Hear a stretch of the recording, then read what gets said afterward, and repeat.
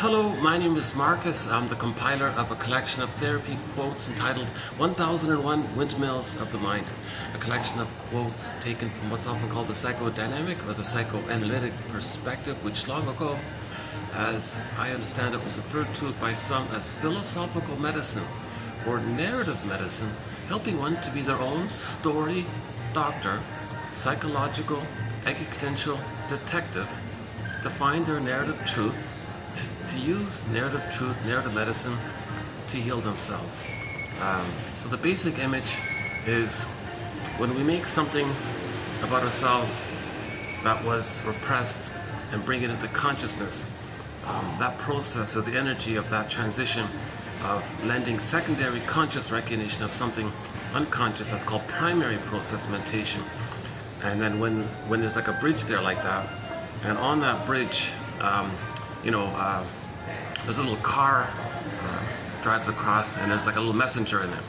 Usually it's Hermes who flies across, or a bird that flies across. And in the bird's beak, there's a message from the unconscious. And you get it to your consciousness, and now you recognize something about yourself that previously you didn't know. And that act of doing so, the theory is, Lowell puts it this way: you sort of capture the past and give it some kind of a place and a time, and then the ghost is laid to rest. So there's a time and a place for the past, and that can happen when there's a conscious recognition of it. So the ghost wants to be seen, kind of thing. Then it can relax, and then Lowell says, yeah, then now you have like an ancestor.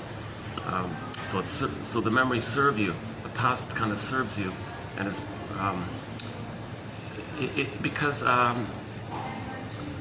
related to this is in childhood trauma, which is what we're talking about here, right? Interpersonal trauma, relational trauma, attachment trauma, developmental arrest into development. Don't be surprised. One estimate is that 90% of the babies in North America are not getting a secure attachment style. That's called attachment trauma. That's remarkable. Babies are not getting their developmental needs met from birth to 3. Babies have certain needs from birth to 3 for their psychological birth. So the psychological birth just doesn't magically appear with the psychological birth. There's a second birthing process that takes place, and there's a process for that. And there's sort of 3 sort of main areas. One theory is, or one simplification is that there's sort of 3 sort of time blocks between birth and 3 that the child needs to go through, and he has certain needs according to those different time blocks. And if he gets those needs met, needs, that's his identity. And if his needs don't get met, he'll have feelings around it. You see? So identity, needs, feelings, kind of all lined up like that, right? The child, in summary, the child needs a secure attachment style, and in that secure attachment style, he gets his developmental needs met. So why don't we sort of zip through them here briefly here. So the first phase is that humans come out of the womb too early. Babies, all of his life force, all of his energy, all of his searching is to attach to the mother, connect to the mother, have a secure interpersonal relationship with the mother. He needs a positive maternal experience. He needs a maternal holding environment. So if that's set, if that's established, then the paradise that he had, the oneness and the unity that he had with the mother, continues for the first 4 to 5 months. So that's the first block of time. The first 4 to 5 months, paradise continues. In the uterus, paradise. He's got his feelings. It comes with the body. You feel connected to yourself. Your feelings animate. I feel, therefore I am.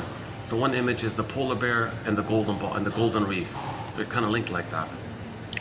So assuming the child doesn't experience any kind of prenatal shock trauma in some earlier time, where he freezes up then and loses the golden ball and he's just going through the motions, assuming he's in a welcoming womb, mother doesn't drink or argue or go to heavy metal concerts, assuming the baby's in a welcoming womb and it's peaceful, it's the Garden of Eden, it's paradise, nirvana, shambhala, all these paradisical images approximate what the baby's experiencing. He's got his golden ball, his eyes are closed, he's floating around in the amniotic sac, the water world. So we begin as water people, someone joked. And he has no sense yet that he's a separate person inside his mother who's a separate person, and there's some kind of relationship between two different people. In the beginning, his eyes are closed and he's floating around this oceanic feeling, really relaxed. He's got his golden ball, so he's enjoying the present. Again, assuming he's not shock traumatized at some prior point, or he's too stressed to enjoy the present. If there's too much cortisol coming down from the mother to the placenta, to the cord, to the baby. Assuming things are normal. Okay, he's in a welcoming womb. Oops. Oh yeah, a little distracting. Right in front of me, the staff are preparing for Christmas decorations. Yeah. My third time here. Yeah. Third day in a row here. The first 2 days worked out okay. I got quite a late start here today, so it's already getting dark. So I'm curious to see if the lighting situation will be here, like what it'll be like here. I'm in a boutique hotel. Just discovered this little spot. The front desk is behind me there, and they got this little sort of like a little coffee shop type of thing in there. Oh yeah, they got the nice decorations there, pelicans, peacocks. I love the marble thing there, and the tea sets and all this. I even like the green owl candle stick holders.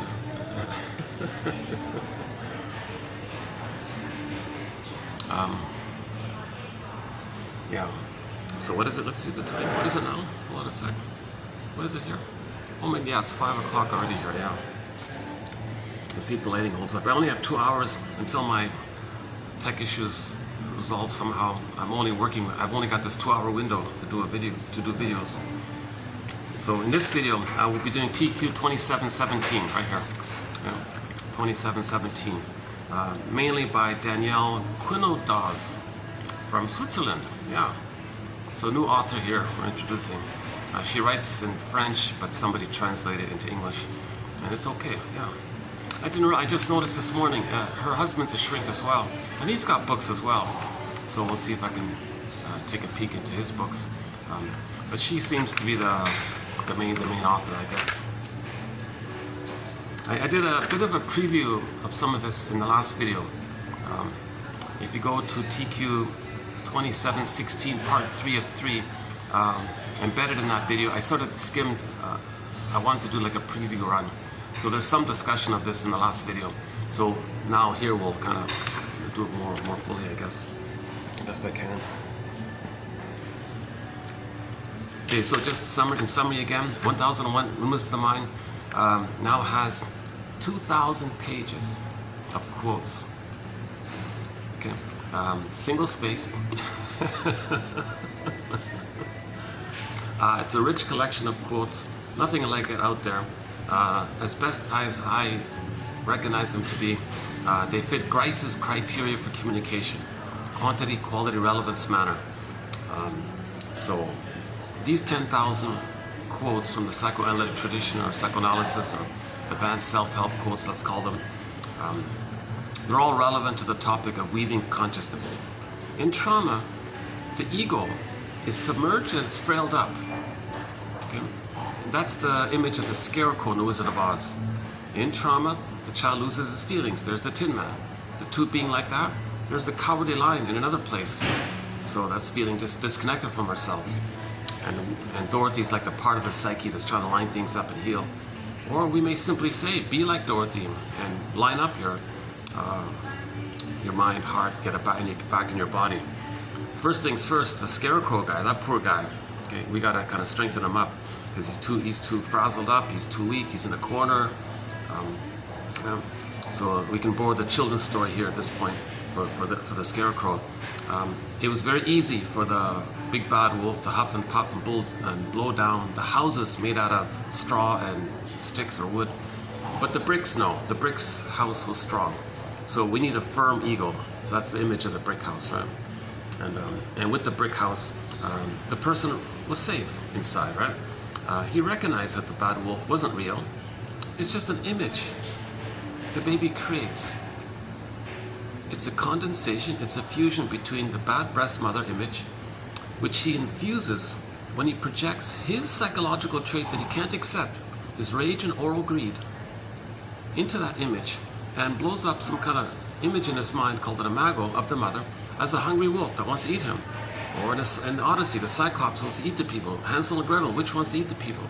And so on. The boar queen gobbles up people and uses their... in the White Bear King Vellum I mentioned earlier, the image was the boar queen who gobbles people up and uses their bones as toothpicks, you know. So this kind of image is not real, but the baby creates some kind of frightening image of his mother. Right? It's not real. So when we have a strong ego, we can kind of accept the feelings around attachment trauma. Then the image poofs away. We can enjoy the present.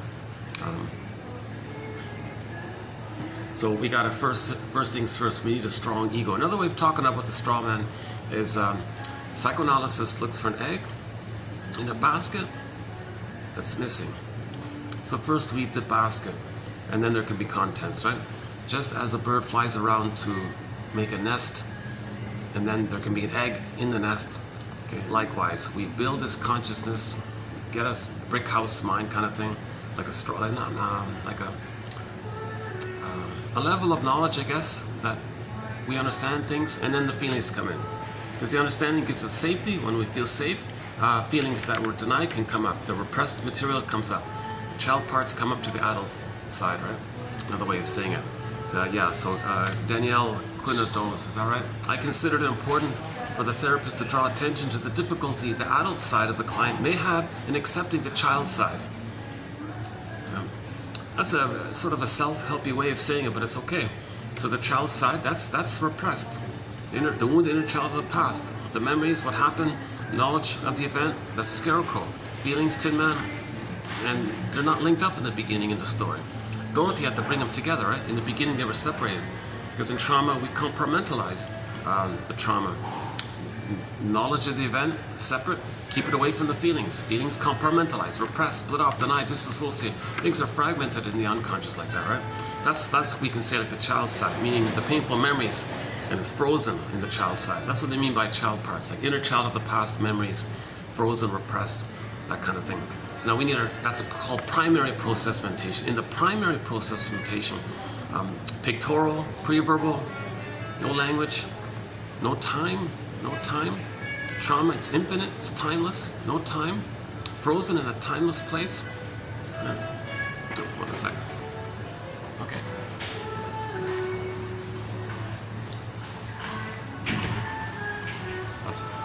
Yeah, I try my best not to get anybody in the camera, but if somebody passes by, it might happen. If I do that, it's because I don't want to get people in the camera.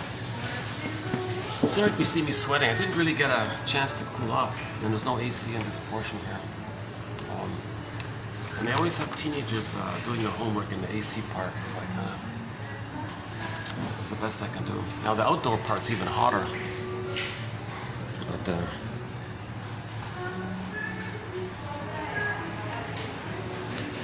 it's not a vanity project. Never mind how my appearance, and try not to judge this material by myself. I'm anxious. I haven't been analyzed. I'm not a shrinker, professor. I'm not a social worker. I only have a BA. Keep that in mind. I'd love to be analyzed. I'd love to do this work. So I'm just picking quotes that, as I recognize them too. So I'm skimming and scamming the psychoanalysis material, vast material there. And if it's okay, so relevance, manner, quantity, quality. So if I find a quote from, like for example, like today, and I think, okay, well, it's relevant to the topic of making us aware, helping us to be our own story doctor. Okay, that's fine. So we're on topic. Okay. So how's the quality then? Well, is it teaching us? Is it like teaching us the second language? Is it defining a term for us? Is it making some kind of links that we didn't? Does it give us an interpretation of something? Does it teach us about defense mechanisms, what defense mechanisms are, and describing how defense mechanisms work? Does it talk about repetition, compulsion, and transference, and negative magic gesture, and reaction formation, and different personality patterns? So it's kind of educational like that. And you get my basis is if there's 10 quotes, chances are one might click. So if 1 out of 10 clicks, I'm thinking I'm sort of on the track on quality, but that's subjective to each person based on where they are. So that's sort of a little bit open there, not in. But the manner, I think, is friendly. These quotes have empathy, self-recognition. They're trying to heal. They're traumatized themselves. They're exploring. They're detectives themselves. They're sharing their clues. Okay, and this tradition has been going on for a long time. It's not just for the past few decades or something. It's been going on since the first storytellers from way back when. And then you got the philosophers, ancient philosophers. For example, Confucius, almost 3,000 years ago, said to his students, "Dear students," regarding projection, "Dear students, when I'm in a party of 3, I always have 2 teachers. To the one I admire, I try to study from him and learn from him, regard him as my mentor. To the other in whom I see traits that I don't like, I search for those very same traits in myself." So Confucius was already teaching about projection. That's the psychoanalytic perspective, right? Something we don't know about ourselves, whereby if we were to admit that it's true for us, it'd bring up too much psychic pain, emotional pain, mental pain they call it. No, I don't use that phrase. Some authors say, man, that's a confusing phrase. Just emotional pain, psychic pain, inner pain, I guess, something like that. So to not experience that, you do a trick of the mind. It's there, but you trick yourself to think it's not there. So what is there? You say someone else possesses, believes, thinks, feels, has experience, does, wants, etc. Something that's about you to them. So your mind is kind of like a projector, so to speak. Your attention is flown outward onto someone else, and you believe that other person possesses the things that you're denying in yourself. That helps you to not be aware that it's within. Laughlin calls this a mirror. It's a mirror defense. The defense part, you're doing this to not feel the pain that you would feel if you to accept it. Plus, it's a mirror because when you see that's outside of someone else, that's the unconscious attempt to make you aware of what's within. So we're trying to heal. The healing energies, effort, it says, well, let's create a mirror for the person. Maybe it's like a little step there. Let them say it belongs to someone else. Let's treat that as like a mirror that is within. Okay, so one quote says, projection is the means of bringing repressed material to consciousness. Okay? The unconscious is sometimes called the inferring mind. And the inferring mind wants us to make little inferences kind of thing. For example, in trauma, we repeat the past and the present to know the past. So if we're doing something in the present, that's like a theater, a mirror, to know the original experience in the past. The child we have amnesic memory.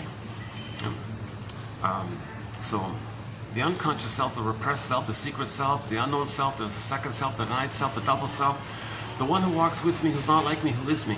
Someone's living my life, I know nothing about him. Okay. Literature is the motif of the double. So the idea in literature is that if the protagonist, so the author of a novel, let's say, does a science fiction metaphysical novel, and the protagonist meets some other guy, but the novelist makes that other guy possess, own, have, experience, understand everything about the first person. It's them, in other words. It's a double self. In other words, everything about us that's repressed, that we don't know who we'd be had we been loved, who we'd be if we were properly loved, and what the developmental result would be, our capacity to know ourselves, our capacity to know our unique interests, and our ability to mourn, all that potential, and the golden ball. So it's usually kind of vibrant character, right? And of course, the pain that we need to feel when there's trauma. So much of who we are and all this doesn't develop, it's submerged. Okay. Then if we create a character that represents, embodies, possesses all that somehow, it'll be a vibrant kind of character with a lot of skills and a lot of potential, and it's a stranger to us. Like it's us, but we don't know it because it didn't get into our consciousness. So that's the double self, and so we're meant to dialogue with ourselves like that, right? So a quick one is the classic film, That Uncertain Feeling. So the young lady was kind of sad, but she painted it over with a magazine smile. So she repressed her true feelings and got some physical symptoms. See, if you push down your real feelings again and again, it's going to come out in some other way. Usually a physical symptom. The body bears the burden. The body keeps score. So it's like a bit of a conversion, a compromise. So water to ice, feelings to body symptom, that idea. So she got this symptom. Not a famous movie, but the point I think was made in there. I haven't heard anybody mention this, so I thought I might mention it. So she went to the shrink guy and said, "Hey, shrink, I got this physical symptom here. What's going on here? I don't get it. I thought I was so happy. Okay, enter the song Dreamboat Annie by the classic rock band Heart. And Wilson sings, sad faces painted over with those magazines. So I got to get my own room where I can bring in the good speaker and play the songs at the right times. It really complements and supports the delivery. I'm still bouncing around, finding a place here. I've always had issues at night. Like no matter where I go, I haven't once yet found a place where I could do a video at night. So this will be an experiment to see how it goes here. Yeah, so I'm talking about an old 30s film or something called That Uncertain Feeling. So she was like that. She denied her real feelings and put on a happy face, kind of like a fake happy face, right? A persona, you know, sad faces painted over with those magazine smiles. Then she got a physical symptom. So she was curious. So that's the right thing to do. That's called paying the piper. Okay, the piper is like an emissary of unconscious processes. So that I believe that phrase, pay the piper, means that if something's coming up, you got to pay attention to your healing efforts. Pay attention, pay due respect to the organ, your own and nature's attempt to heal. Pay respect, cooperate with that. That's called pay the piper, right? So in the film, the guy didn't pay the piper and things got worse in there, right? Anyways, back to the story, that uncertain feeling. So the shrink said, oh yeah, you know, you're really a stranger to yourself, actually. I'm going to introduce you to this part of yourself. Would you like to meet this stranger part? She joked and said, oh, I'm afraid of strangers. So that was the introduction. The next key scene was she met this tortured artist guy. That's the double self. That's sort of the motif there. Not to be taken too literally. So that character represented, they didn't present it as a sci-fi metaphysical story. That's sort of the basic idea. That tortured artist guy, creative, intelligent, but in pain, sad, and all this. So she's, oh, I get it now. I gotta befriend this guy. So she's curious because he represents her sadness, her lost creativity, her denied voice, but he's voicing it. So he's sort of like the double self for her. So the whole film is about her befriending this guy, getting to know him, dialoguing with him, hanging out together, being friends and all this. And in the process of doing so, she got to know, she understood herself more. So she was more integrated. So the repressed self is in the unconscious. So if we accept something from the unconscious, we're getting more of the self. Okay. Then when we have more of the self, the feelings can be there. Then her symptom disappeared. Yeah. So at the end of the story, her symptom resolved, right? And it's interesting because at midlife, a lot of people have a resistance to this. They get this little nudge at midlife. In her case, it was in her late 20s, but generally speaking, around late 30s, early 40s, people get some kind of nudge like this. Like usually, it's things like, I feel like I'm living the provisional life. I feel like I'm living the unlived life. I feel unreal. I feel like flat, numb, going through the motions of life, sleepwalking through life, in a trance. When does life begin? I feel frozen, petrified, even stone-like. Alex Stein, what do I feel? Yeah, we live to the extent that we feel, says Karen Horney, one of our mentors, right? Actually, why don't we do this example here with Albert, also from Quinodos. Is that how you pronounce it? Quinodos? I think so. Quinodos or Quinodas? Okay, let's do this example from her. So she gives an example of what we're talking about here right now with her client, fictional client named Albert. So Albert had like a symptom, and he learned that this is like from her inner child coming up. He said, "Oh, get over! I don't want that child. Get rid of this child." That's sort of the starting point. Well, let's read it here. Okay, let's see. Yeah, the printer. It's today's Sunday. The printer's not open today. All right. Okay, Albert exclaimed, "Quote: I want to boot that kid out of my life." As we can see, he reacted by wishing he could get rid of the troublesome part of himself that was frozen in the pain of the trauma. You see? That's his inner child, frozen in the pain of the trauma. And he wanted to get rid of it, like just boot him away kind of thing. In reality, he had always unconsciously enacted his wish to boot the kid out. He had done so by not listening to him, right? So in that uncertain feeling, she listened to the inner child. She listened to the wounded kid, the symptom coming up, that's it. She got the physical symptom, that's the inner child crying out for your attention. And 2 days ago when I was here, there was a new clip about a guy who got depressed or something, but he denied it. He wanted to boot it out.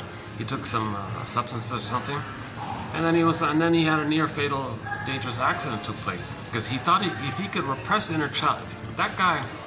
Okay, I won't do it here, but 2 videos ago, the story about the pilot guy. He kept it down, buried it, get over it, I don't want to feel this inner child, get away, inner child. So he distracted himself with feel-good activities and all this manic defenses, and then it comes out in some other kind of way, right? So he didn't listen to his inner child. He didn't listen to himself. He didn't listen to the piper saying, you got to listen to this. Yeah. So this is the same thing with Mr. Albert here. And he had done so by not listening to himself, the inner child, and by unconsciously preventing him from growing and maturing in himself together with the rest of his personality. Okay, so he just saying, so this is why that song "Get Over It" it's not very helpful. It's partly helpful, as a point we'll make later in this quote here. But generally speaking, that's not a helpful message. That obnoxious song "Get Over It." Okay? So in that pop song or whatever, so the protagonist in the song, maybe one way of saying it is that when he was a child, he was colicky. He was crying, "Mother, you're not meeting my needs. I'm crying. Baby says, I don't know what you want, baby. You're bothering me. Get over it. Okay. That bothers him so much. He wants to master that, so he imitates his mother. He adopts his mother's attitude. His mind is his mind in an attempt to manage it, control it, not be so pained by it, kind of thing. So he identifies with the aggressor. Okay. So in the song, he's saying, okay, anybody out there in life, you gotta complain, you feel sad or something, get over it. He's saying what his mother told him. It's called a negative magic gesture. He's saying, I didn't like what my mother did to me. I'm telling everyone what my mother said to me when I was crying. Dear world, my mother said get over it when I was in pain. You in pain, get over it. That's him telling everyone, the world, what his mother did to him. Bergler calls this, he's maybe in a way kind of angry at his mother in the sense that he's showing her up by doing so. Okay, at the same time, his identification with the aggressor.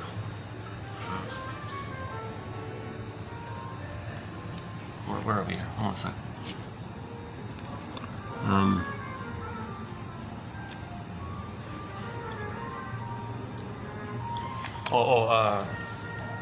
Yeah, so maybe that I was saying 2 videos ago, maybe that pilot guy was in the car and he heard that song all the time. Oh, get over it, you have feelings, get over it. Maybe he kind of didn't analyze it, maybe just, geez, yeah, society says don't have feelings, push it down, boot the kid out, like Albert says here, get rid of your inner child, boot him out. That's inner violence. You're doing psychic, emotional violence to yourself. So he did that his whole life, this guy, right?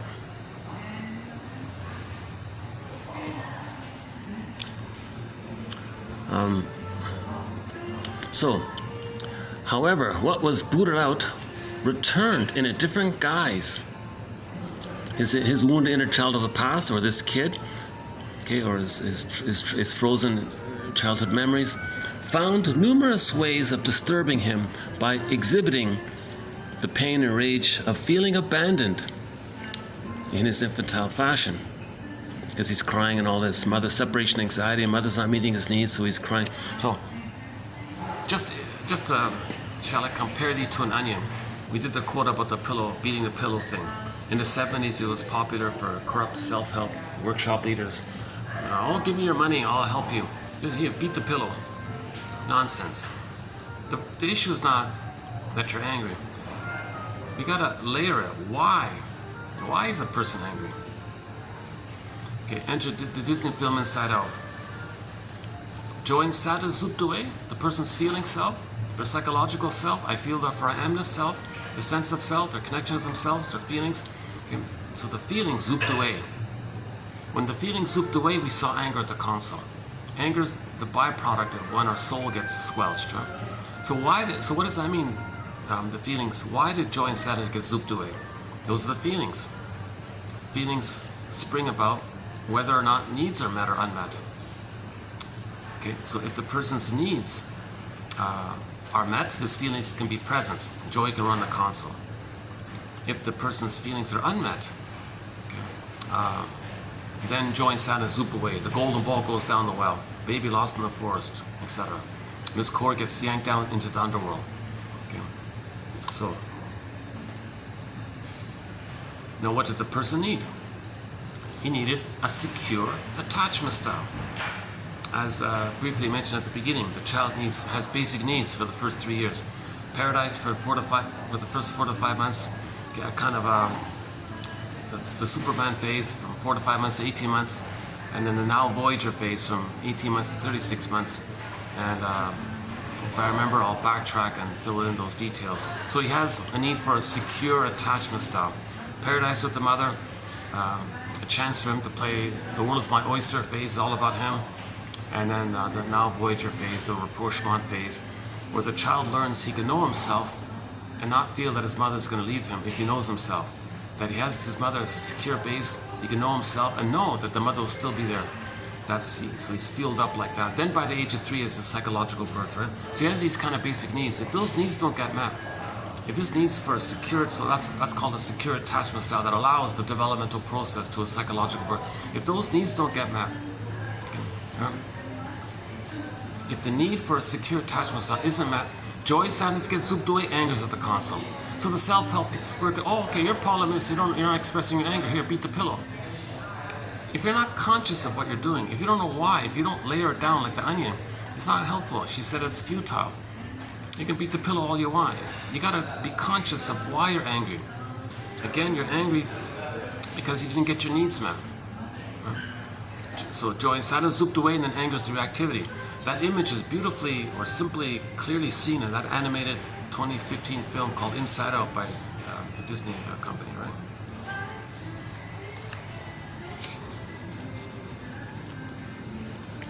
Okay, so after my interpretation, Albert was able to verbalize his wish to boot out the kid instead of enacting it. Okay, so that's our intermediary lesson here in this quote. First, you got to recognize that you have the wish to boot out the kid rather than just keep on doing it. So don't squelch your feelings, or don't brush it off kind of thing. Get over it. Turn off the car radio if you hear that song. Change the channel. Don't sing along with that obnoxious song. Turn to another song. Play Fair On. Ain't Life a Brook?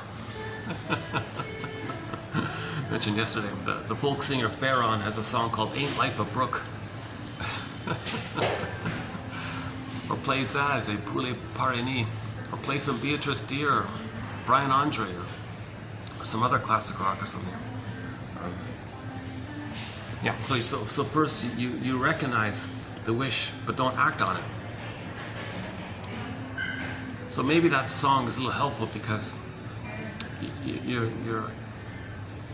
noticing the intermediary step, just that you have a choice, right? So the pilot guy can just say get over it, and he took some magic illegal substances and all this, and just buried it down and had a reaction.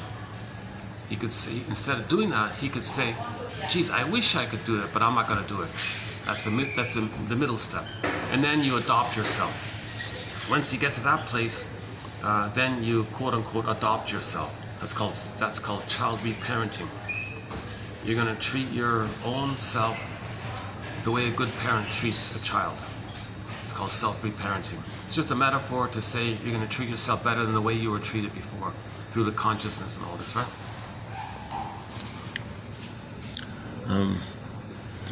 Okay, hearing himself say this, Albert had become aware of his tendency to expel and abandon this side of himself, of which he disapproved. Yeah, so a lot, when a child is traumatized, he identifies with the aggressor. The baby believed the aggressive mother hated his sensitivity, his feelings, his needs, his tenderness, his affection, sensitivity, quote-unquote weakness, his feminine principle, like beingness. Okay, if the mother hated it, and he becomes the mother, okay, to have some sense of an attachment by imitating her, thinking that that's what the mother wants the child to do, because the child may believe that the mother is using the child to heal her, and he'll try to save the mother. So he'll imitate the mother in this false belief that he can magically save the mother. So mother hated his vulnerability and beingness and feeling self. He identifies with the aggressor to stay loyal to the mother. He's going to treat himself the way that she treated him. Often it's painful to keep on doing this, so he'll see his vulnerability onto other people. So when he imitates the mother, he sees himself onto others. To be loyal to the mother, how the mother treated him, he acts like the mother who hurt him, okay, and he keeps on acting like the mother who hurts him. But to not feel that pain, he projects himself onto others. So seeing himself onto others, he hurts others, being loyal to the mother who hurt him. So that's called identification with the aggressor, talked about in parts 1 and parts 2. Now, if one is able to adopt a split-off part and reintegrate it into oneself, one must first notice that one has expelled or abandoned it. Okay, so there's the point there, right? Now, if one is able to adopt, okay, if you're going to adopt your inner child of the past, okay, your split-off child part, and then reintegrate it, okay, re-accept yourself, right? Get it back into you. Well, first you got to notice. You got to notice what has been abandoned and expelled. Okay, shrinks. So she said to the client, quote, "You would like to boot this kid out?" Oh, it was rhetorical. Yeah, again, I said to Albert, "So you would like to boot this kid out, just as you blame your mother for doing when she left you to go and work abroad?" Albert was then surprised to find himself identified with a mother whom he unconsciously thought he hated. Again, "You would like to boot this kid out, just as you blame your mother for doing when she left you to go and work abroad?" I didn't read the full story, but I'm just picking like the highlights of things, right? So when he was a little kid, the mother had to go abroad to work and all this. So he interpreted the mother doing this as the mother rejecting him. He identifies with the aggressor and rejects his child's self to be loyal to the mother who did that to him. This identification with the aggressor is an important theory by Ferenczi. It's funny. I mean, it's funny. This morning, it's funny about that. I just discovered a new sitcom from the 50s, and one of the characters, the opera singer guy, his name was Ferenczi. Oh my God, it's amazing. Because Ferenczi's the guy that came up with the phrase identification with the aggressor. And in the sitcom, there was an actor who played an opera singer, and he sang a little bit. It wasn't great or anything, but the name of him, oh yeah, lights came on. All right. Look at that, there's some lights. Oh, okay. Well, that's a good sign. Well, that's a promising sign. They put lights on here. How are we doing here? Am I bothering anybody? Let's see.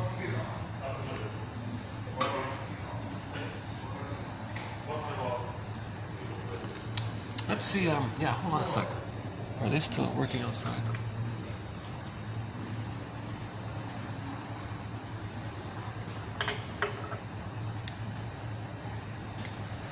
Just as an experiment, let's see. Is she still there? Oh, they're still there, aren't they? forget that. Let's see. Oh, they're still working outside.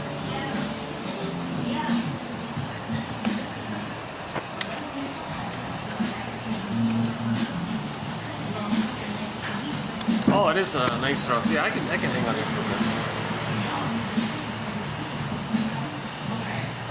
It rained today, so a little cooler here. Yeah. Oh, sorry about the weather report. Who cares about the weather? Right?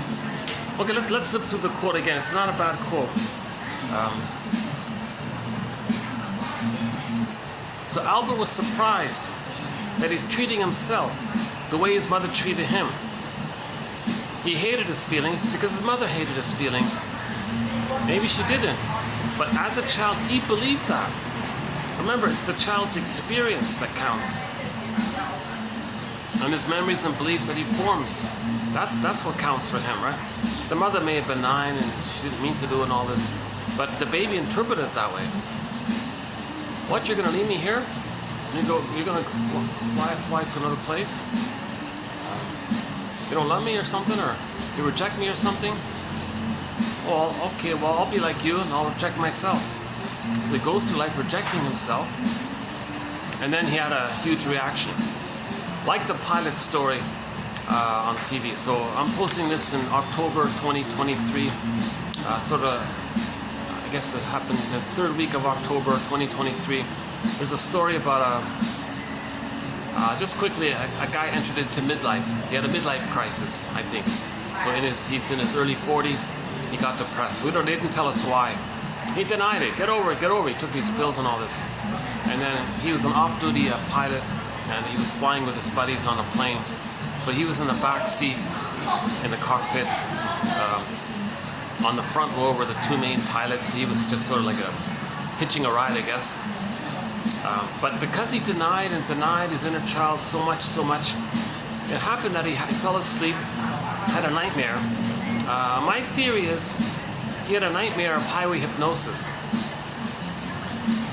Now, I know he's on the plane, but there must have been times, I'm guessing, when people drive on the highway, sometimes they doze off. Scary situation. And you wake up, you're really upset by this, like, oh my God, thank God everything was okay, kind of thing. You didn't fully process that. So when you dream, things come up. So the story was, my theory is, he's in the sky flying and all this. He dozes off and has the dream of the times when he fell asleep while driving. Now he's sleeping, and he's aware that he's sleeping and it's dangerous, and he wants to wake up and stop the car. Okay? So he's in a panic. I gotta wake up and stop the car. This is dangerous. So now he has that kind of urgency. So at the same time, now in the unconscious, things can displace. So another part of him knew he was in the plane. So he displaced or transferred the car to the plane and wanted to stop the plane. And the two front pilots had to wrestle him, kind of thing. So there's a big scare like that. Interesting story in a way, because there's little support. My point was there's very little support for men at midlife.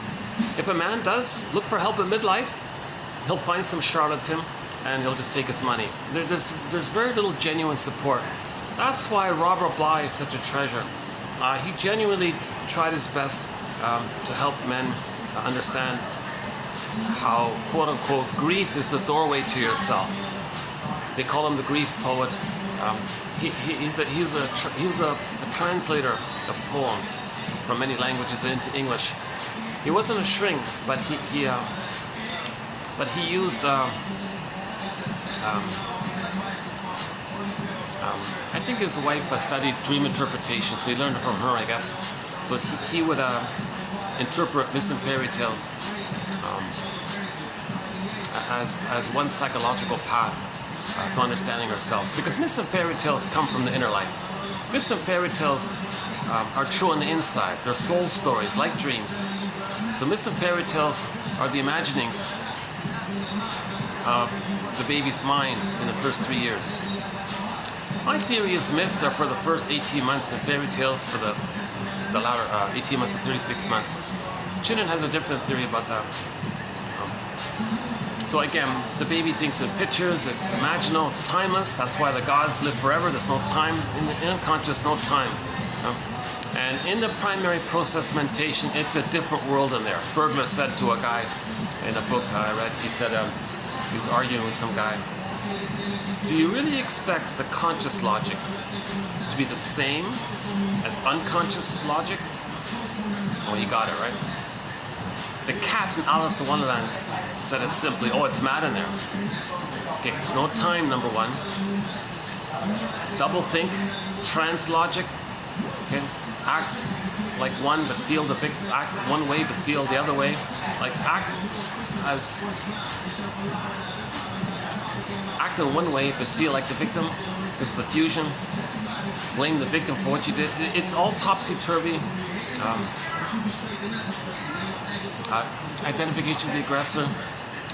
Condensation is pronounced. So like that pilot guy, he can condense different elements. Like in general, when you wake up in the morning, you had a dream sequence. You go, oh my God, something from childhood blended in with something I saw on TV last night. How did that happen? In the same scene, you got a fusion of something from childhood with something you saw on TV, plus maybe there was something from a month ago. Like all in one sequence, all in one little scene there. How did that happen? In the unconscious, there's no time. That's why it can condense things into one single moment. Everything is that simultaneous moment. So that's sort of mad like that. And the feelings to one can be displaced to someone else in a roundabout way, like a labyrinth. Because we're trying to feel, we're trying to accept, we're trying to process, we're trying to get our feelings. Because we're trying to process, because maybe in daily life we couldn't feel it, so at night you dream it, right? So like in the highway hypnosis thing, maybe some people, they fall asleep on like the truck drivers or long distance drivers or commuters or something. And maybe that happens to them and they wake up and they go, oh my God. Like there's a little recognition, but you don't fully appreciate how dangerous that was and how scary that was. So you kind of brush it off, oh well, forget it. Okay? Decades later, he's flying on the plane. Yeah, true feeling is going to come up. So you got a real emergency panic around it, because that's the true feeling of such a thing, right? It's truly dangerous to fall asleep if you're driving on the highway. Right? So that kind of urgency came up, and he was in this great panic to stop the car. He was trying to wake up. You see, and stop the car. Again, it's fusion. The plane and the car. The plane was the car, so he's trying to stop the car. But he knows it's a plane, so he's trying to stop the plane thinking it's the car. That kind of thing. So that's the danger of repressing the inner child of the past. Get over it, Brett. Okay, one clue, one little empathy here is if somebody does complain, if you layer it down, Tina Gilbertson says, is that you don't really believe you can have something better in your life. And the complaining is coming from there. Now the anger, again, anger means your need for a secure attachment was met. So the goal is to mourn the loss. But to mourn the loss of not getting the positive mother experience, you got to identify it first. And let's do this quote again with Albert.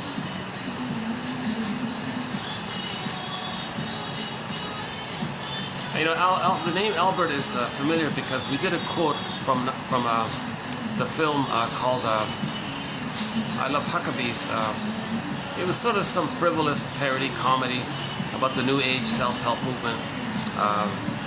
Some lady in the film worked for a department store named Huckabee. It was named after the department store, nothing to do with something else. So, but the story was mainly about her boyfriend or something, Albert. And Albert was always betraying himself, squelching his feelings, being self-defeating, afraid of success. So he went to the shrink. One joke was the therapist didn't like to be called therapists. We're existential detectives. Don't call us a therapist. How dare you call me a therapist? That was Dustin Hoffman, right? Don't call me a therapist. He got very angry. I'm an existential detective.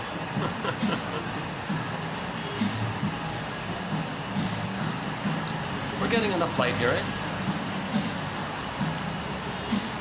Yeah, there's actually even better light over there, but they're still assembling the Christmas tree.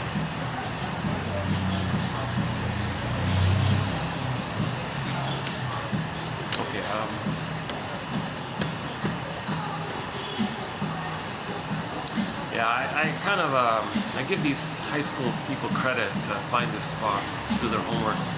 It's a nice spot in there, right? That's why I don't want to talk in there, right? Oh yeah, okay. In summary, the existential detective, there were 3 of them. They were trying to help this Albert guy. So they took him to his childhood home, and they discovered that the mother betrayed him. He identifies with the aggressor and betrays himself. So they said to him, Albert, you betray yourself. You learned it here, right here. You learned it here. This is the source point for the pattern. And that's why in the present, you encrypt the truth. You have all these veiled, you don't know what you're feeling and all this. So here's another Albert story. Albert explained. Is it showing up here? Well, if you click the more link, you'll see it below. Sorry if you're not really seeing it here. Albert exclaimed, quote, I want to boot that kid out of my life. This inner child, my feelings causing me these problems. So like seriously? If your wounded inner child of the past is in pain and it goes to the body, you think you can boot your physical symptom away? Right? If you got a backache, you really think you want to hit your back and think you're trying to push the pain away? That's how absurd it is, right? Sarno says a lot of physical symptoms is the conversion of the babyhood rage at not getting the secure attachment with the mother. Then it went into the body. So the body is the inner child is speaking. The feelings are converted into the symptom. The inner child is in the symptom. So you want to beat your physical symptom, your inner child, really? But that's what that pilot guy did. Oh, he popped the magic pill. Oh, take it away. That's what he was doing. He was trying to wish it, magical thinking, trying to wish it away. Right? Similar to emotional eating. You feel a little anxious or something. Oh, take a cookie, you feel better. This is slightly similar dynamic. Okay, Albert exclaimed, I want to boot that kid out of my life. Unquote. As we can see, they're kind of noisy over there. Okay, let's go back inside.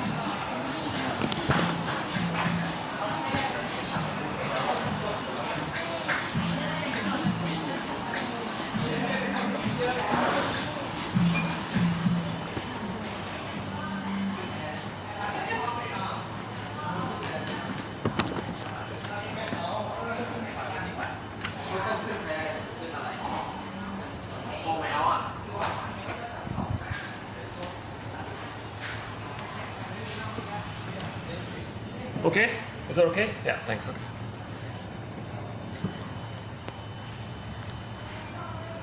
Okay, that's better, yeah. Yeah, we're losing the lighting, eh? So even here it's not so good. Yeah, what about that?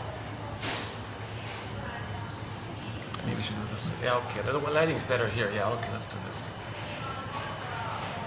Okay, 1 second down. Maybe I can move it over here.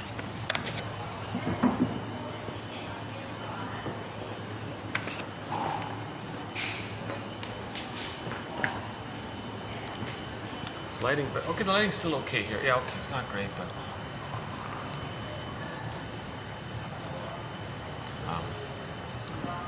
yeah, this place has potential. I might see if I come here again.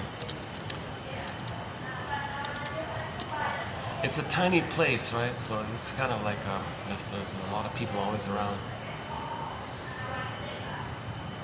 But if I'm only doing a short video, I think it's okay. Okay, let's do the Albert quote again. Okay, so this machismo, okay, narcissistic, right? This machismo guy said, I don't want feelings, that's weakness, get over it. I want to boot my inner child of the past out of my life. I don't want feelings, I don't want a soul, I don't want my inner life. Forget it. Yeah. That reminds me, oh yeah, I haven't mentioned this yet. That reminds me, there's a film, 2009 I believe, called Cold Souls. There was a guy who also hit midlife. Similar pattern, common pattern. Right? This is a very common pattern. Right? So this guy in the film, if I remember correctly, entered into midlife and was getting feelings. He went to some scientist guy and said, "Get rid of my feelings." And he said, "Oh yeah, we can suck out your soul, put it into cold storage, put it in like in a freezer kind of thing. Then you won't have any feelings." He said, "Oh, go for it." So he did it, and things got worse, right? The comedy was, it's a science fiction fantasy story. Right? So the company hooked the poor guy, the midlife crisis guy, to a machine. It sucked out his soul. It turned out to be like a dried, his soul was like a dried chickpea, they said, or something. Because he rejected himself so much, his soul shriveled up and dried out like this. The soul is supposed to be like a vibrant sun kind of thing. The soul is supposed to be like fresh and alive and all this. It was a dried up little pea. That's why he felt so much pain or something, so much shame and all this, something like that. Dried up, some kind of pea. What was it? Anyway, so they put it in a cybernetic thing or whatever, some kind of storage thing. Later on, the guy felt, you know, my God, this is worse. I'd rather have my wounded soul than have no soul. I'd rather have a cold soul, I'd rather have a limited, wounded soul than no soul, basically. So he went back to the company and said, "No, I changed my mind, I want to get it back." So they went to the cold storage, to the freezer thing, and it was missing. So there was a mix-up somewhere, and the whole film was about him searching for his soul. And he literally had to fly around the world to find it, kind of thing. So in other words, it's worse if we follow the advice of that song, "Get over it." No, accept your inner child as best you can. Try to understand what's going on. Understand yourself. That's why we have these 10,000 quotes to that end. These 10,000 quotes are helping, may help, I believe, can help anyone to self-reparent themselves, accept themselves, so on. Okay, again, back to Albert.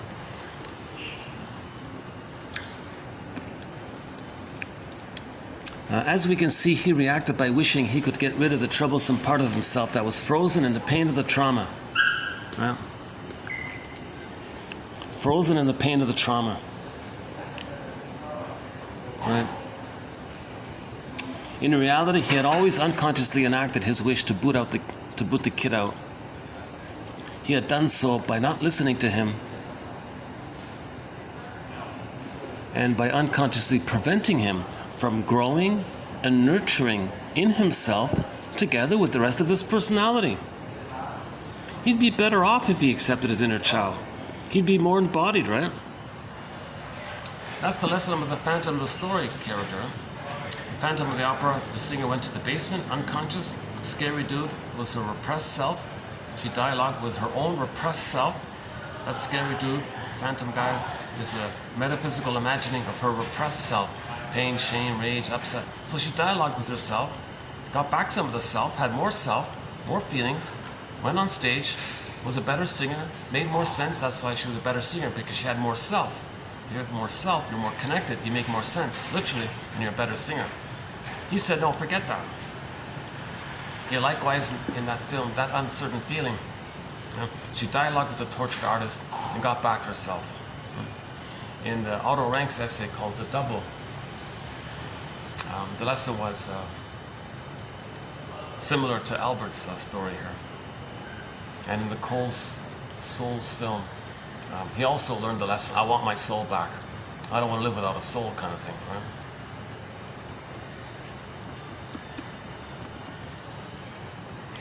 I've got mixed feelings here now.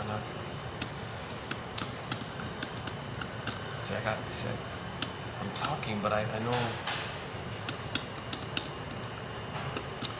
I really don't want to bother anybody with my talking. But, let's see. Maybe we can go back out. Yeah, let's go back out. All right.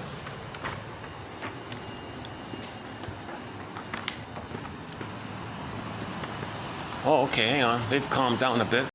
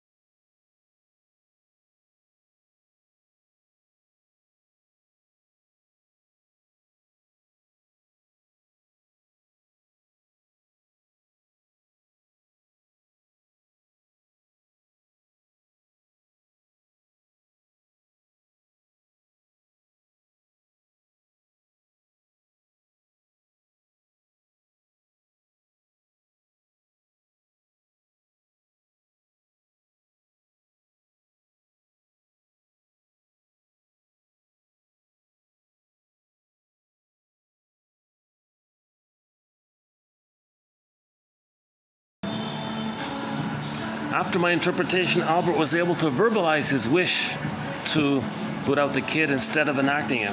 Hearing himself say this, Albert had become aware of his tendency to expel and abandon this side of himself, of which he disapproved. Now, if one is to be able to adopt a split-off part and reintegrate it into oneself, one must first notice that one has expelled or abandoned it. I said, quote, "You would like to boot this kid out, just as you blame your mother for doing when she had left you to go to work abroad?" Albert was then surprised to find himself identified with a mother whom he consciously thought he hated.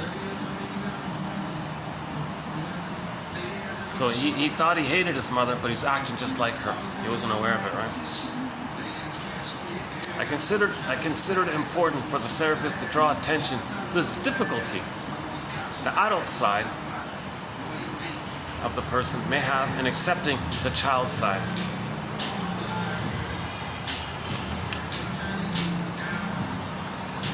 Okay, relay, let's continue.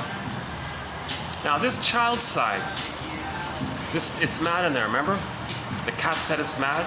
Sometimes the shrink refers to this as perverse thinking, psychotic thinking. It's a mad kind of thinking, right? But the adult side is reasonable. And simultaneously we have this psychotic thinking, right? What are we to suggest to clients who, while not psychotic in their daily life, sometimes resort to psychotic mental mechanisms? On the one hand, these clients are capable of symbolizing, speaking, sounding reasonable. Okay. On the other hand, although this doesn't mean they're psychotic, they resort to more archaic, psychosis-like mechanisms, such as projection, splitting, projective identification, the paranoid schizoid position. Slogans like "my greed, your greed," prejudice, "me good, you no good." That's psychosis-like. If you're going to say "I'm okay, you're not okay," that's psychosis. In normal developments, "I'm okay, you're okay." If the child's traumatized, he sees his unloved self onto others and says others are not okay. He reverts to the archaic belief that in the uterus he was a little god and searches for that and says he's okay from that. So this is considered psychosis-like. So anybody with a narcissistic pattern, they sound reasonable, but they're using psychosis mechanisms and defenses underneath. So notice this element. And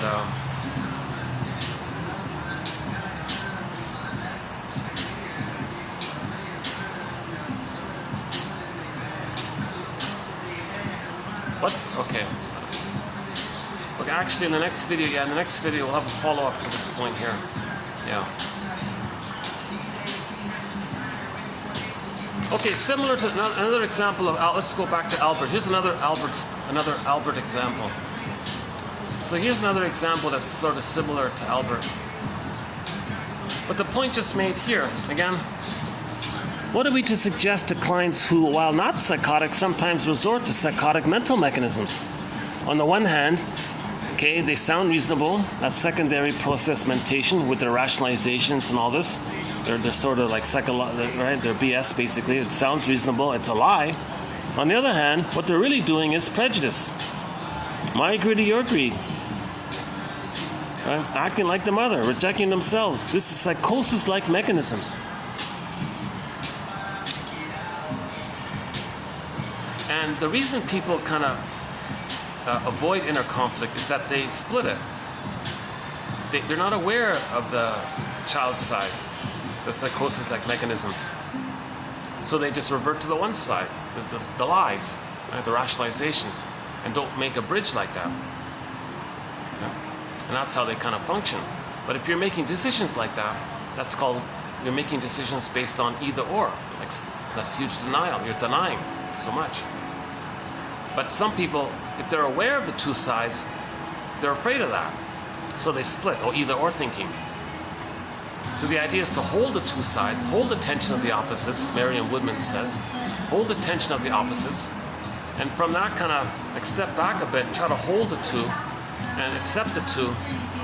And now you're in a better position to make a decision acknowledging the two, kind of thing.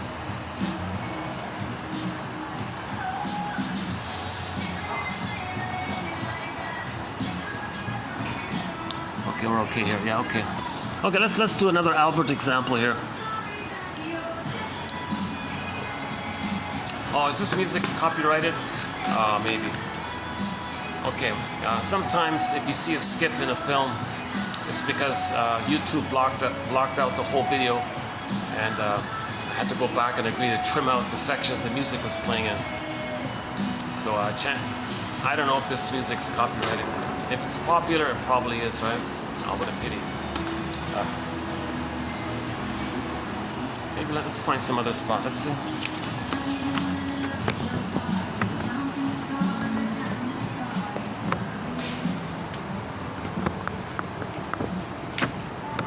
Let's try it here.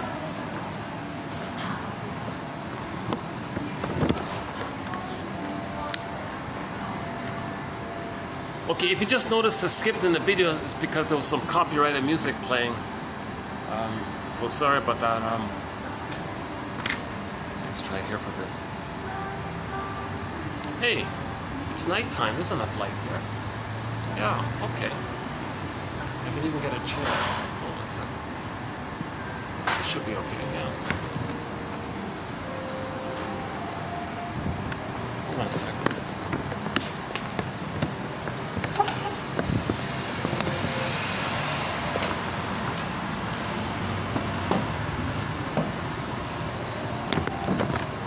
Oh, there's the Christmas tree I was telling you about. Yeah, see, they've finished.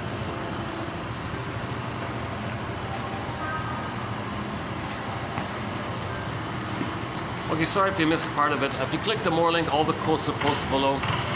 My commentary, you know,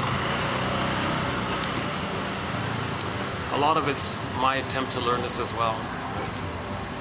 So don't judge these quotes by my anxious delivery, by my mistakes.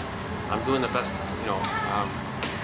I will admit my mistakes when I make a mistake. For example, in the last video, I said Cunados is from France. No, she speaks French. She's from Switzerland. So I always try to update my mistakes. Okay, here's the other example here, similar to Albert's example. Let's see. Is it showing up here okay? Okay, she. Okay, let's call her Alice. She could not find her place in life and always felt superfluous. This client, Alice, had been quite well adapted in her professional life. Emotionally, however, she had remained frozen. A very common, the shrinks are they often use this for trauma, that the emotionality is frozen. Like the woolly mammoth in the block of ice, or petrified, or turned to stone, or unreal like the velveteen rabbit, or wooden or flat. Jeanette Paris calls it emotional hypothermia. There's the frozen one again. Hey, actually, ironically, this might be the best spot. I'm not bothering anybody. They're way over there. I've got enough light. Look at that, eh? I'm sort of right at the front door of the hotel, but they got the porters and all that there.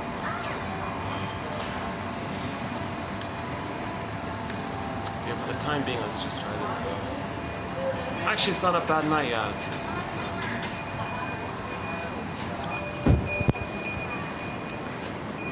Oh, there's the ice cream guy. if you want to call it that, I don't know.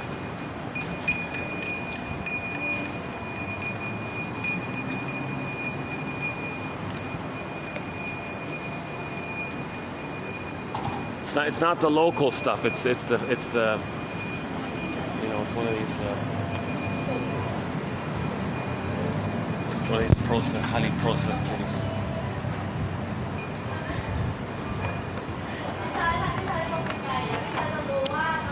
Okay, Alice couldn't find her place in life and always felt superfluous. She had been quite well adapted in her professional life. Emotionally, however, she had remained frozen at the age of 20. Okay, that's not true. She was frozen all along. She's just sort of aware of it later on. Delayed onset of the recognition of the freezing. Yeah. So if you're frozen early on, you may recognize it at 20 or 40 or 60 or whatever. she's not going to get frozen. She's not going to be alive and then be frozen at 20. So she was frozen earlier. Anyways, when she had idealized an emotionally unavailable man. So her story was she fell in love with some emotionally unavailable playboy because the mother was emotionally unavailable. Okay. Enter the song "It Must Be Something Psychological" by Katie Lee. She sings, it's really quite explainable. She likes the guy because he's unattainable. It's really quite explainable. It must be something psychological. Very good song by Katie Lee. Yeah, we've got 3 of her songs on our soundtrack. That's one of them there. So she was attracted to an emotionally unavailable fellow because the mother was emotionally unavailable. Alice, when she was interrelating with her emotionally unavailable mother, she laid down neural pathways in the brain. It's frozen there. The person in the present has a similar psychology to the mother. So that person triggers the electricity with the mother. It's called transference. It's not love, it's transference love. Oh, 1 second. Is that these guys? That's the disadvantage. I might be blocking the pathway here. 1 second. Oh, what if I do it here? Oh, I got him there. Okay, thanks. Is there a backup spot I can go to? Let's see. That's pretty much it around here. Yeah. They're just loitering in the front here.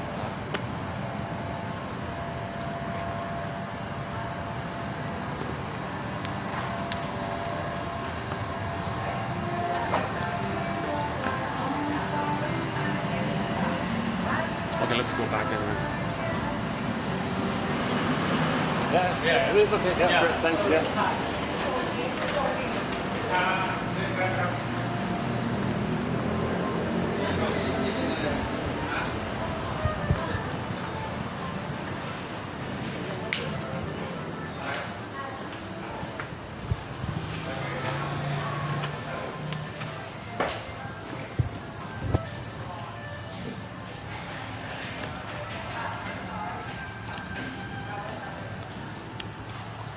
Let's finish up that point a bit. The baby's laying down neural pathways with the mother. Human connections lead to neural connections. If there's a problem, okay, it's unfinished business. It's frozen. He's got a problematic wiring. The interpersonal leads to the intrapsychic. The baby wants a normal intrapsychic. A normal intrapsychic comes about with a normal interaction with the mother. If there's a convoluted, painful interaction with the mother, the intrapsychic is going to represent that, reflect that. Then you're stuck there. You want to heal.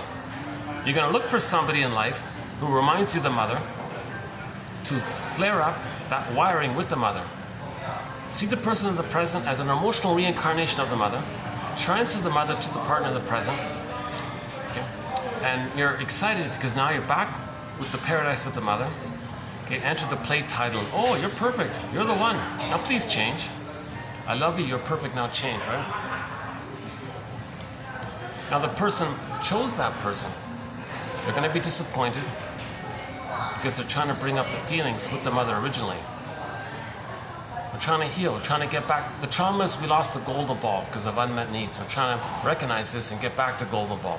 So she chose an emotionally unavailable fellow to know that she had an emotionally unavailable mother and how it felt being with her. And now those feelings are coming up in the present, triggered up by the guy in the present. So if she's infatuated with the guy in the present, she's stuck with the mother in the past and the wiring. So she's stuck there. So when she fell in love with this playboy guy or whatever, and didn't process it or understand it or something, she just transferred the freezing with the mother to that guy and thinks she's stuck at 12. No, she's stuck earlier on. So again, we had a quote where the guy admitted this. He said, I think I must have unconsciously chose this person to recognize that I got to give up the infantile fantasy that I had to get the love that I needed back then in the nursery because he was trying to get it with her. She's not going to provide it because she's the same as the mother who didn't provide it. And you're trying to get it from the mother/girlfriend. because they're the same personality. So you're not gonna. So you finally realize, I gotta mourn this. I can't keep doing this. I can't keep going through life with this narrow focus of waiting for the perfect breast mother experience. Okay, Miriam Minerbo quoted her client who said to her that when she dates fellows, she said, quote, "When I'm dating a guy, if he doesn't give me everything, he gives me nothing." It's on YouTube. Check it out. Miriam Minerbo, Minerbo, from São Paulo, Brazil. She's got 2 lectures on YouTube. Excellent 2 lectures. I've posted her quotes earlier.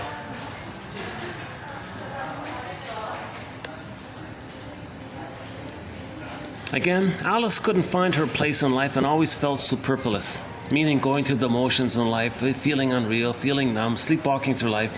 Life is passing her by, that kind of thing, right? Okay, we live to the extent that we feel.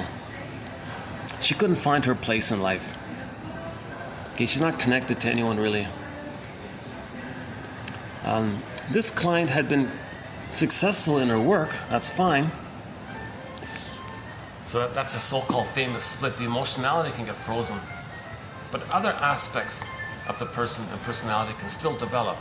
So she can still get 10 awards or 10 PhDs, but she's frozen in the past. Can't trust, can't love, can't be intimate, can't feel safe with a fellow, can't have playful spontaneity and tenderness and affection with a fellow, because she's stuck in the painful memories with the mother. And she's stuck there emotionally. So there's a so-called split like that, like the emotions are like that, but other sides can develop. It's funny, right? Someone gets 10 PhDs, but they're like an infant emotionally, right? It's kind of really bizarre about this split. Brinsley talks a bit about it, yeah. Emotionally, she had remained frozen, okay, at the age of 20, really more like at the age of 2 days or something, or at the age of birth or something. When she had, emotionally she had remained frozen at the age of 20 when she had idealized a playboy or a crooner. Maybe it was like Elvis Presley or something like that. Maybe it was like a celebrity or something. Even though this man had passed away long ago, her internal emotional landscape had remained unchanged. Infinite mourning, timeless mourning. She's stuck there. Okay, she's stuck in the past emotionally, right? That's the trauma. Whereas, in general, she was in touch with reality. In a part of herself, she lived in a world disconnected from it. You see? So she's connected with outer reality cognitively, but emotionally, no. Lack of empathy, lack of trust, lack of reparation, lack of gratitude, etc., right?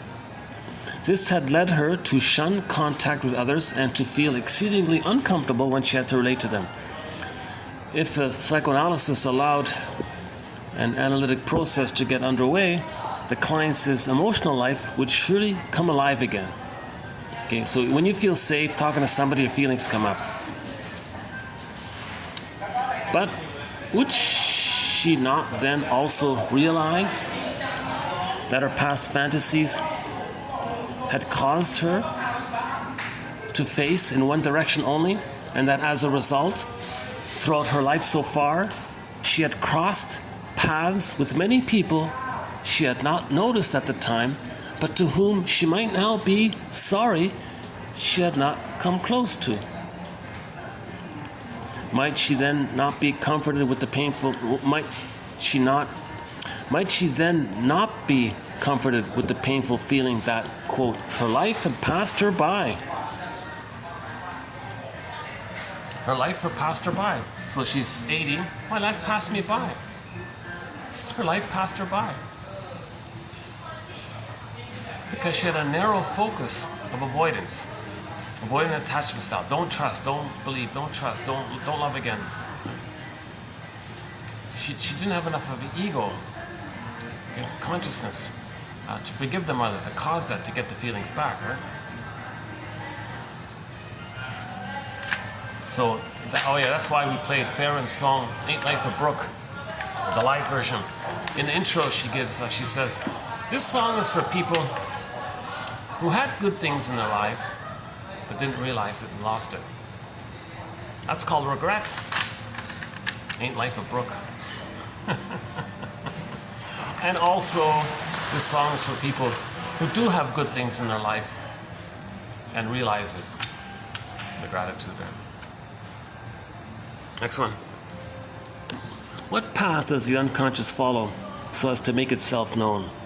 What path can we follow to make its acquaintance?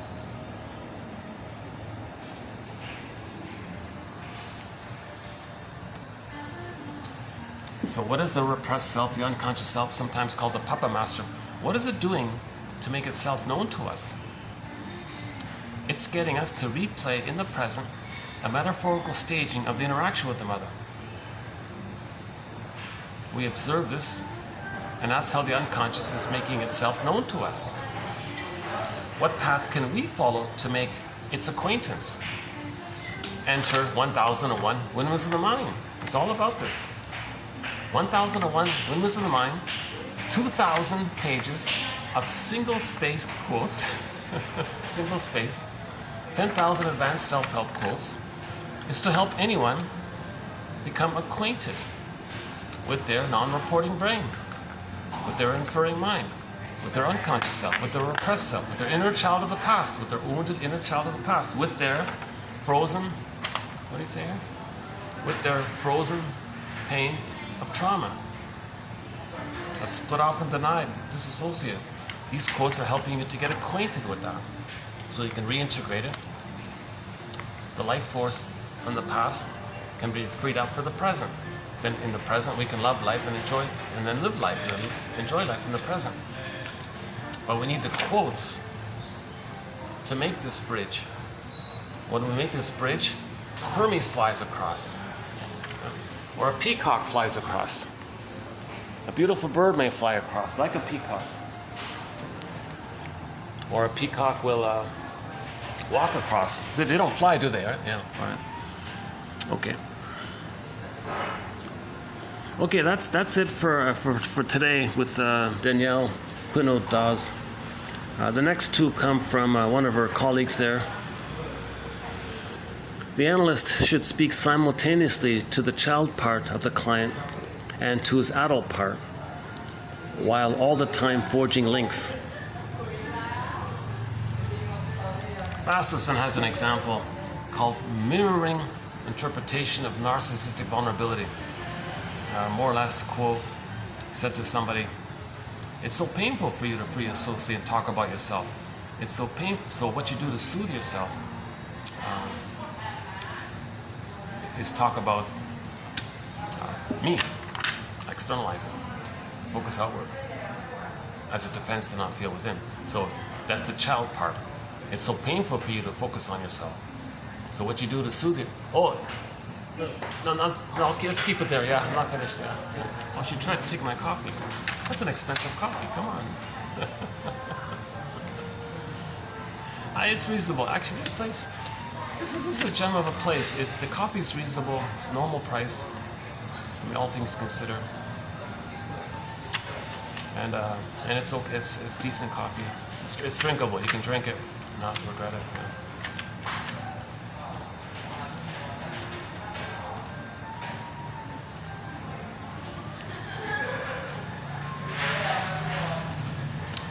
The first time I was here, it was a little busy. Yesterday was quiet. Today it's the busiest time. Yeah.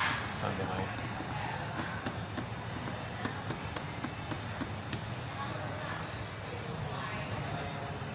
Okay, next one here. Or simply, one part of me thinks this, and at the same time, I feel this. The two sides. I don't go for this sub-personalities, sub-ego, self-states. Forget about this idea. That's a terrible idea. In healthy development, there's a sense of self that can hold a variety of feelings, a wide range of feelings. Don't think that the separate feelings is like a separate person, sub-person. That's dangerous. I think just move towards whole object relating. Don't think in terms of split personalities. That's an awful idea. A lot of self-help, modern, current day self-help kind of cult, wannabe cult guru kind of types. They're peddling this nonsense. It's more hurtful. Now, ironically, it introduced all of these self-help guys tease you into psychology to get you in, and then they're hurting you with it, right? So just notice the tease and then back off. Be like the sirens and put wax in your ears, and then and do your own and be your own detective. Don't blindly follow some self-help guru's persuasive.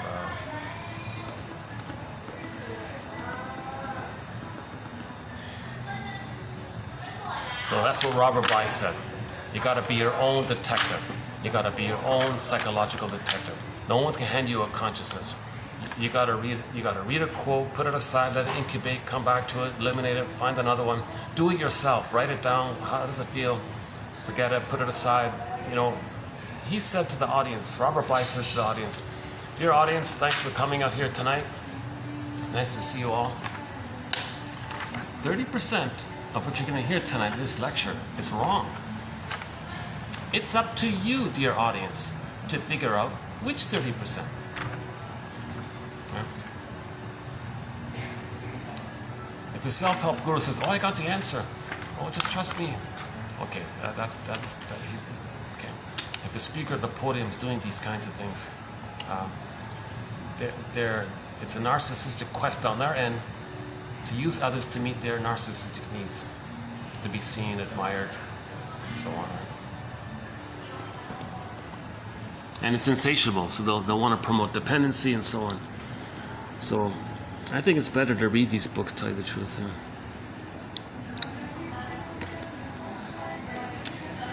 The memories coming flooding back.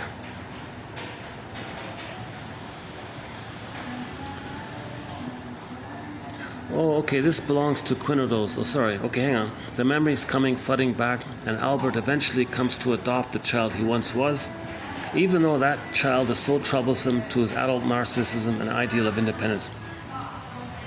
Oh, okay, sorry, a little out of order here. So this is a follow-up to the Albert story. Albert adopted himself. It's like if you imagine giving a voice to your inner child. You say to your inner child, "Well, I see what you're up to. You're doing this, you're doing that." Inner child says, "Well, what are you going to do with me then?" And you, the adult, you say to your inner child, "I'm going to adopt you." Because he's homeless, looking for a home. How are we doing here? Okay, 30 minutes, all right. Okay, we got 4 more quotes here. Let's do these ones here first. Start by noticing your body. Okay, that's just sort of mindfulness one here. Okay, so these next 2 are just sort of in the self-help area. Start by noticing your body.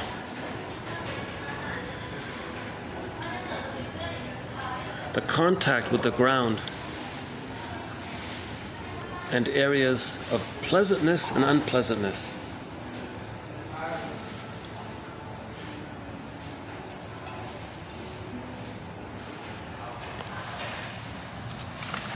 So this is common with the meditation people, the mindfulness people, right? Notice yourself in contact with the ground, your chair, the floor, the table. Notice yourself like in the present. And then more specifically, areas of pleasantness and unpleasantness. Already you calm down a little bit, right? Pause a little bit, right? And then notice how your breathing relaxes you. So when you do the setup, notice how your spontaneous breathing relaxes you. Right?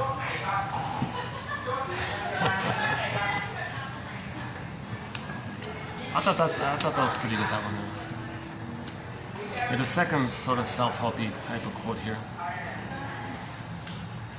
Ask yourself, am I able to feel empathy for both myself and others? Am I curious about the mental states behind my behavior and their behavior? Am I open to seeing things from multiple perspectives? is there a balance between the need to take action and reflection. We're homotraumicus. We're all homotraumicus. That's the theory here. 10,000 years ago, we became a traumatized version of ourselves. So we're Homo sapien traumicus. Someone said Homo sapien economicus, emphasized the greed as a symptom of trauma. Greed is a symptom of trauma. That's psychosis. Greed, envy, schadenfreude. Oh my God. Thinking you're chasing that your little God, saying you're okay, others not okay. Prejudice. This is psychosis. This is psychotic.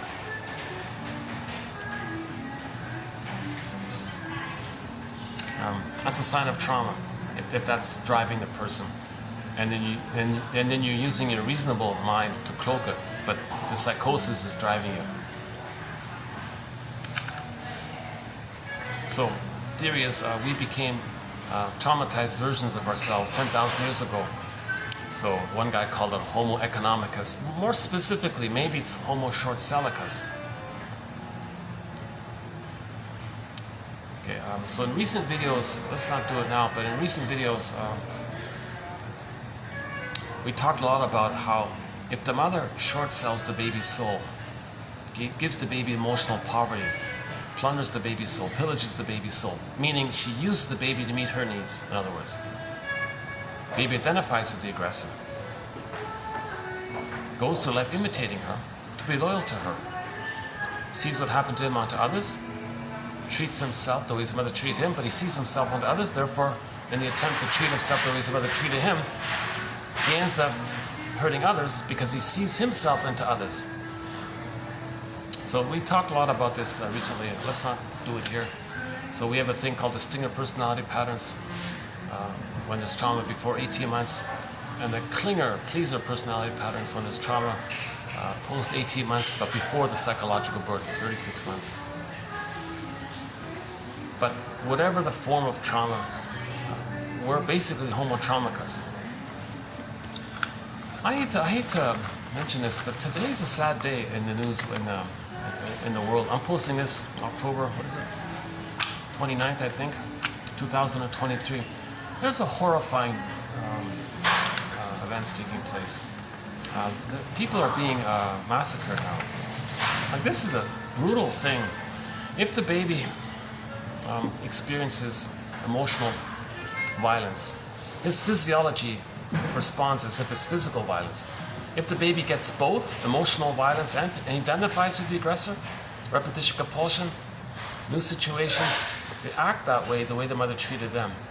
So the harmful things that's being done, I can't even talk about it. Yeah. So the news item for today, October 29, 2023, was 8,000 people were just massacred, murdered. Just viciously. Half of them were children, innocent children. The mothers, innocent. Now, whenever these psychosis things are taking place, okay, so the greed is just the superficial greed to plunder or pillage. Okay, underlying it is envy. Envy, hatred of the good. When the baby's hurt by his mother, the baby thought his mother hated his goodness. To be loyal and connected to a mother and to have some kind of ongoing connection to a mother, he's got to act like her.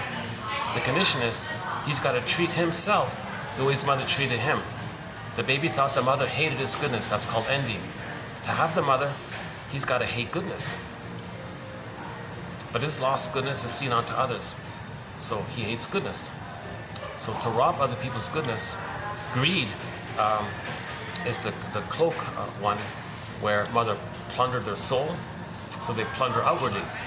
So it's kind of blurred in. It's called grenvy. So greed and envy, the fusion is grenvy. So that's a huge topic. We don't have any quotes sort of over the top end, but there's a real psychosis taking place in 2023, October. Some of the worst in the past few decades, past couple of decades. Okay, the solution is, oh my God. Oh, they took my chair, huh? All right. Someone took my chair, my outdoor chair. Babies have to be handed to the mother. At birth, at biological birth, barring emergencies, medical emergencies and all this, when the baby comes out of the uterus, leave the cord, leave the placenta, leave it all alone. Just gently hand the baby to the mother's bosom. She's lying in bed. Skin to skin contact, no washing, no weighing, no removal. Leave the cord. Don't wait. Forget about weighing the baby. Forget about this nonsense. Don't take the baby away from the mother. As he just makes a smooth, warm transition, leave the cord, leave the placenta, because that grounds him to the mother while he's being handed to the mother. So he's still grounded that way. The cord's still pulsating. The cord's his, the placenta's his, connects him to the mother. Leave it all there. Okay. When he's handed to the mother's bosom, he's looking for the nipple. He wants to latch on and suckle. And then when the suckling is established, the nerve lines between the baby's nerves and the nerves in the mother line up. And there's a cable there. This cable is analogous to the cord in the uterus. And the paradise continues. Okay. The paradise was a smooth, rhythmic, needs automatically met. Okay. So first it was baby, cord, placenta, mother, mother, placenta, cord, baby, baby, cord, placenta, mother, mother, okay, do, re, mi, 1, 2, 3, A, B, C. It flowed, it was smooth. His needs got automatically met, no interruptions. Everything the baby needed food got sent down, waste elimination, metabolized, food, everything's smooth, rhythmic. He's one with the mother, paradise, one with the big power. That's paradise. That paradise has got to continue in the land world.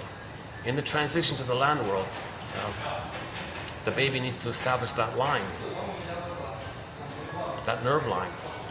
Then if he suckles and has the nerve line, then it's going to be like baby's nerves to the mother, mother responds to the nerves, baby's recognized, soothed, baby's distressed, nerves, mother gets it, mother responds, baby's comforted, seen, accepted, mother's reverie, mother's consideration, mother's positive acceptance, mother's welcoming attitude, mother's emotional presence and respect for the child's presence. Then it goes to him. So he's getting his needs met. So the paradise continues. If that paradise is broken, that's considered emotional violence to the child. He identifies with the aggressor, goes through life imitating the mother, showing up the mother. Look what my mother did to me.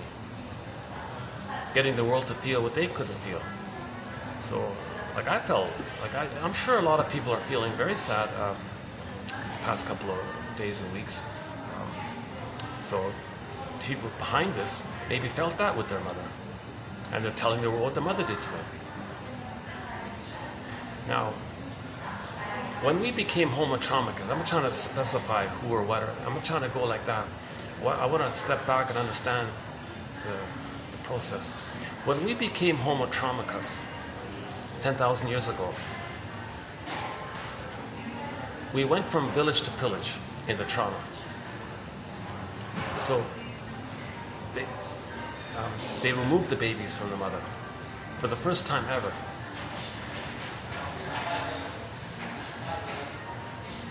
Where's it going with that?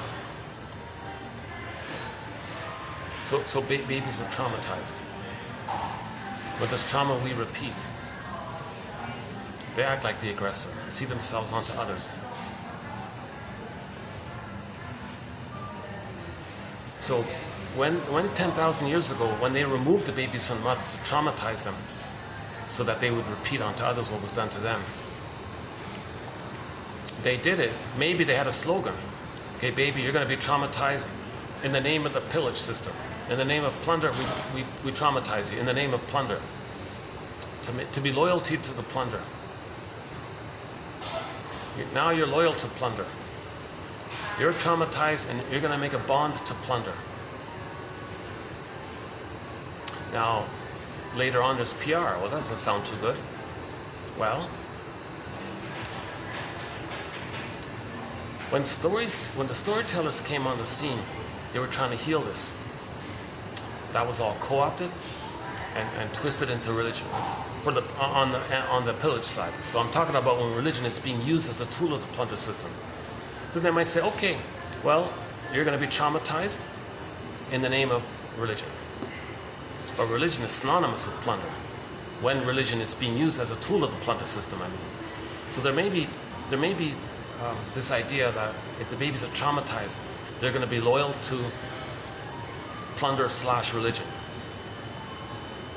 and or either dash whatever, directly or covertly, sounded in a nice way, religion, but it's a cloak for the plunder. So, because when religion is being used as a tool of the plunder system, the gambit is maintain the splitting. Don't heal. Don't heal. The purpose of religion is to prevent healing. The gambit is, imagine the good breast in the sky.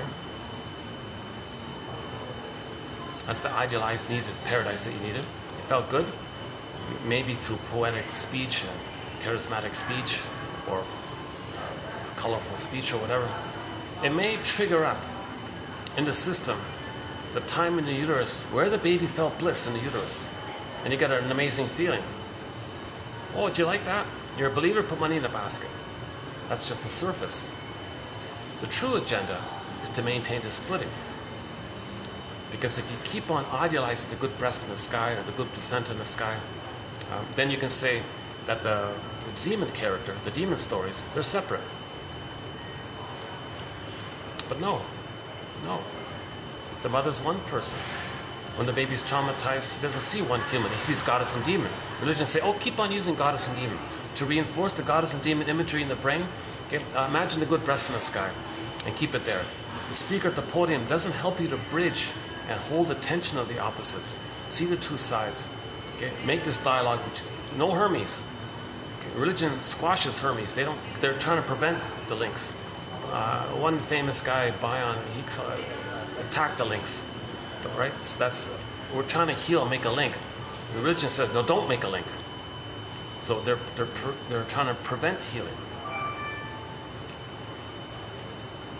So that's why 10,000 years ago we became Homo short-sellicus, Homo plundericus, Homo economicus. Oh yeah, short-selling, something's good. If you destroy it and get a profit, that's short-selling. So we're short-selling the planet. And we have a thing called the 45 ways. And we break this down, this little partial snippet that I gave here. We explain this in a list of 45 points.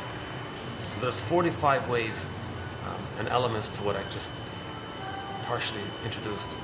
There's 45 ways this is taking place. Okay, for example,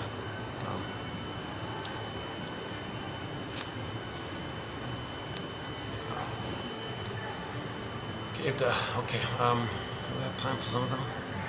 15 minutes? You know, if I start in on it, it's going to take a while, right? Maybe what I can do is a part 2.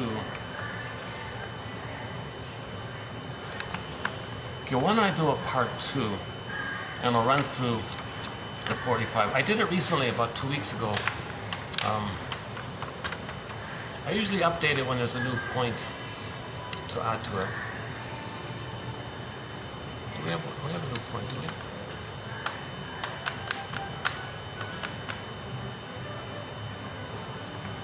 Hang on, I think, let me check my notebook, hold on a second. I think we have a new one.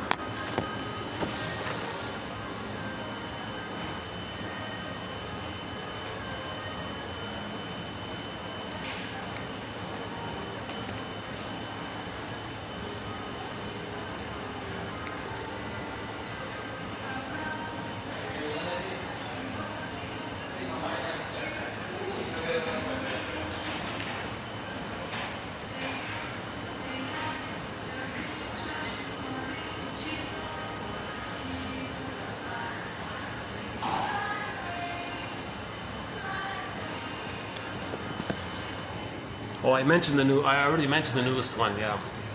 The pillow one. So I wanted to include that as one of the points. So that's 46, the newest one. I mentioned 46 already today. That when needs aren't met, Joe inside a zoop away. Then anger's at the console. We get that anger's there. But know why anger is there. because our needs didn't get met for identity, our I amness.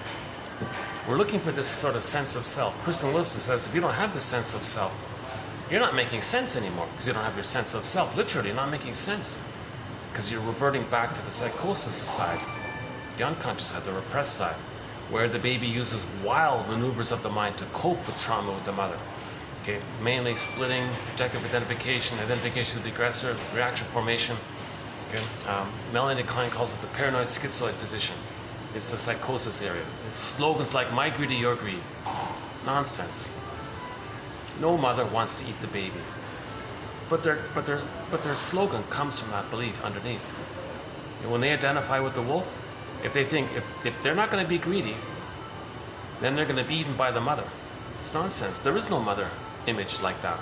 I mean, there's no mother that does that. The baby creates an image to hold his projections, to see that his psychological traits of rage and devouring oral greed, of the fantasy of wanting to control the breast, possess the breast, devour the breast, those elements of the rage and that oral greed puts onto the image of the mother, projects it, as mentioned at the beginning of the video, to not feel the pain of knowing that. So there is no, in reality, there is no mother that gobbles up the baby. Right? It's nonsense. But the child is operating from this psychosis, from this delusion. And that delusion is expressed later on when people on short sellers have the slogan, well, it's my greed or your greed. Oh my God, that's the psychosis. We're homotraumicus. Pillaging the planet, destroying the planet for a quick buck, that's psychosis. So we go through the whole list. We talk about pollution, broken ecology, broken diversity, greed, envy, okay, loyalty to the mother, still thinking you got to save the mother. That's psychosis. Being dysfunctional means you're still trying to save the mother. Oops. Oh, raining, sir. Oh, it just suddenly started to downpour. Oh, they're in a panic bringing the pillows, huh? Oh, I see. Oh, they're all running in to save the pillows, huh?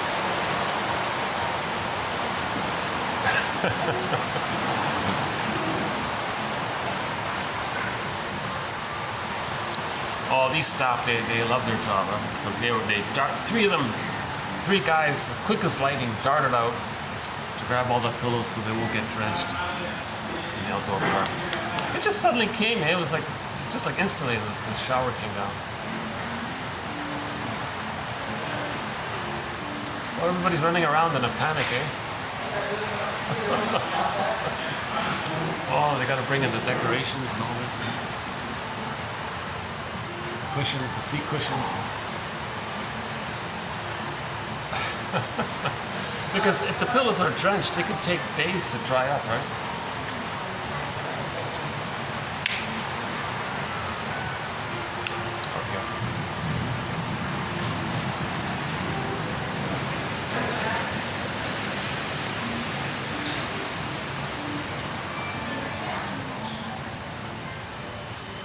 Yeah, I'm starting to get the feeling this staff here, they all get along here quite well. It does feel like a bit of a little surrogate family amongst themselves. They have a friendly kind of staff rapport amongst themselves. Yeah, I would say that. There's a bit of a family vibe with the staff here.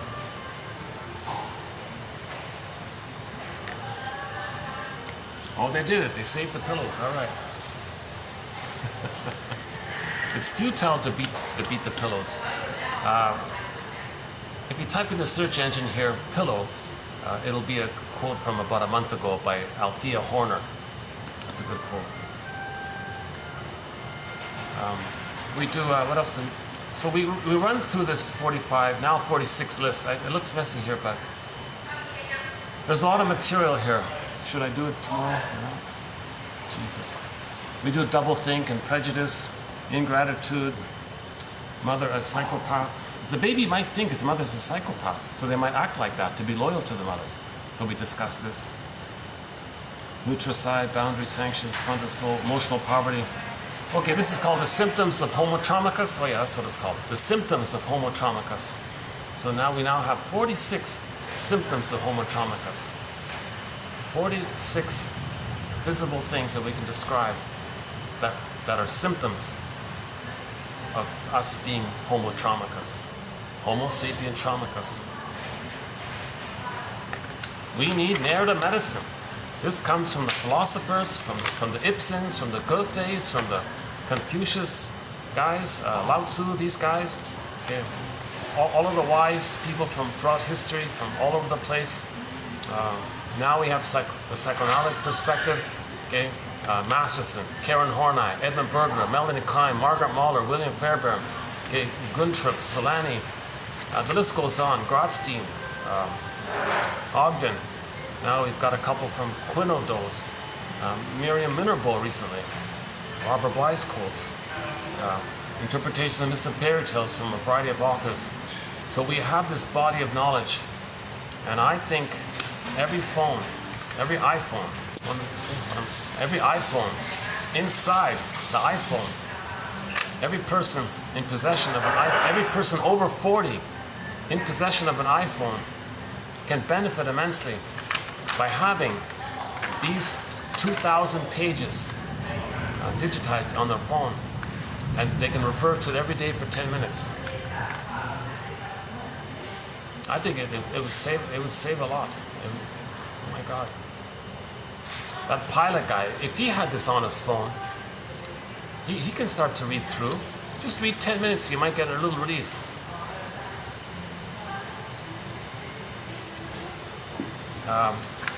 It's the link for it is posted below. buymeacoffee.com/psychoanalysis.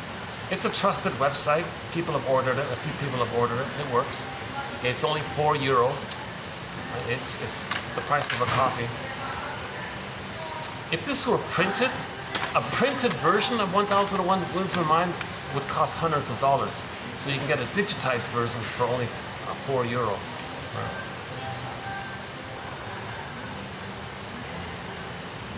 And it can be like a companion resource for a person. We talk about in this list the nonverbal issue, the reality testing issue. Reality testing, no, the earth is not a placenta. In our psychosis, we're treating the earth as if it's a placenta. In the uterus, the placenta metabolizes the baby's waste elimination. When there's a problem there, okay, if the cords are moved too early, we transfer that into nature, the earth. Then we pollute. We pollute like crazy on the planet, thinking it's supposed to metabolize it. Thinking we're operating from the uterus mentality. That's a psychosis, these kinds of things. So polluting the planet, thinking you're going to get mother's love in the nursery, that's psychosis. Okay, controlled opposition, that one there. Okay, and euphemisms, the bad food one. If the baby may, if he got the powdered stuff, he think he got bad food, he gives others bad food to say he got bad food. These kinds of things. Okay, we talk about the indie film Insecurity, written as 2 words. Endorphins. One of the slogans of the short sellers is "Dung of the Devil." Okay, mother's hate. Baby creates an image of the mother as a devil. Her hate is the dung of it. Identifies with the aggressor, short sells, puts hate outwardly, and repeats the whole thing. A famous short seller says this. It's a well-known short seller said that what he's doing, what him and his religion is a tool of the plunder system, right? So he said the plunder system is dung of the devil. He's doing it. He's an agent of it. His role is to block healing, to maintain the thing. When we became Homo traumatized, we developed a traumatized mind, and it's expressing itself onto nature. Okay? The interpersonal becomes interpsychic, which then expresses itself interpersonally. We've got to heal this. Okay? As above, so below, inside out. Study all this. Because if there's a trauma on the interpsychic, what we're doing later on is to recreate what caused that with the fantasy we can change it. We're not making sense. See? What else do we do here? Blue bird of happiness. Okay, and there's a few others here. Broken spirit. If the mother broke the baby's spirit, identifies with the aggressor, goes around wanting to break other people's spirits.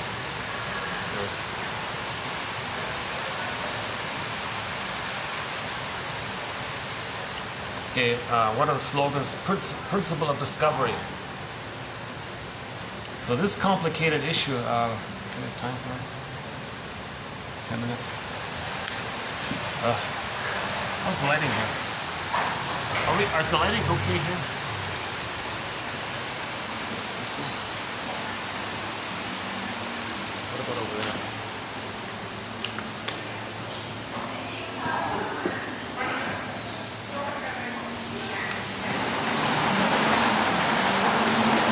It's still raining.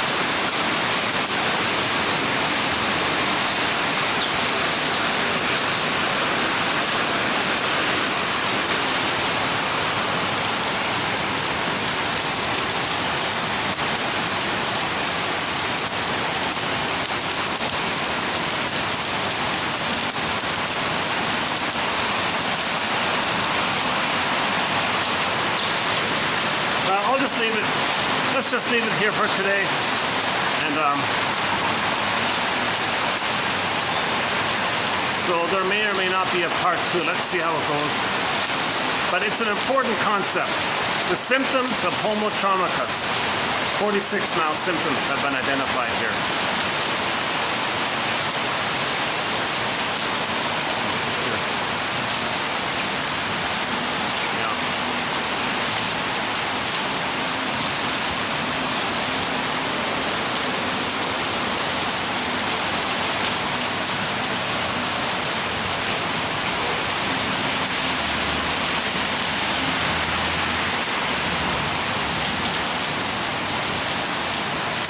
I gotta walk home in this, huh?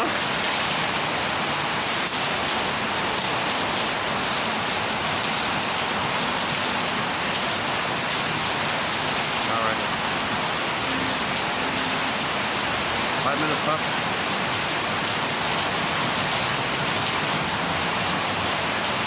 You know, here's a tough one. Yeah.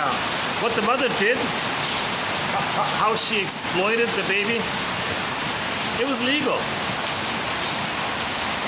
The mother had all that power. It was legal. She emotionally abused her child. When the child identifies with her and acts like her, they say it's legal to show up the mother. That's part of it, right?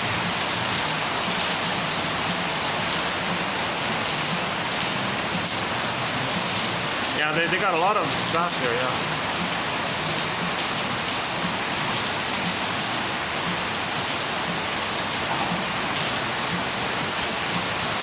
Okay, this principle of discovery, maybe we'll talk, that takes time to talk. That one phrase alone, the principle of discovery about the prejudice, the euphemism to cloak the psychosis that those with a shade of brown tone of skin have feelings.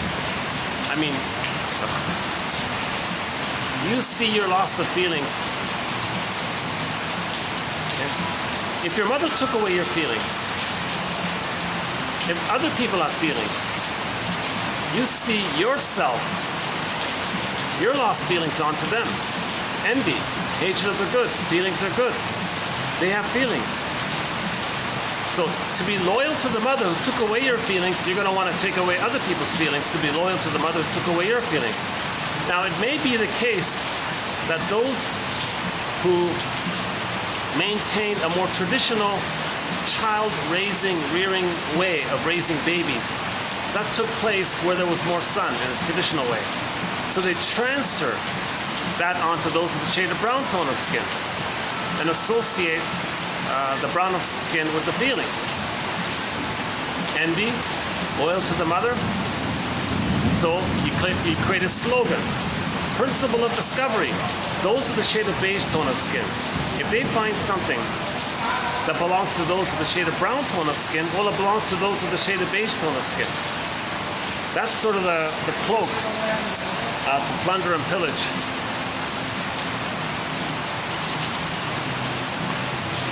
Okay, let's go inside here.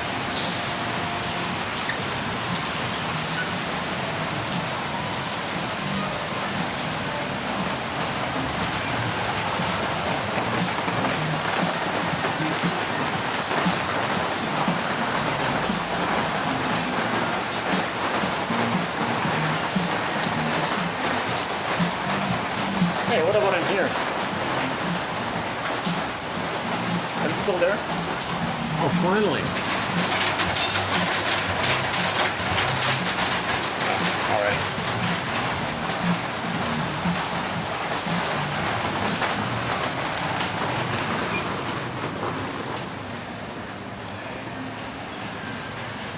Here's the quietest spot. Okay, let's just wrap this up here then. It's an emotionally draining topic, the symptoms of homotraumacus.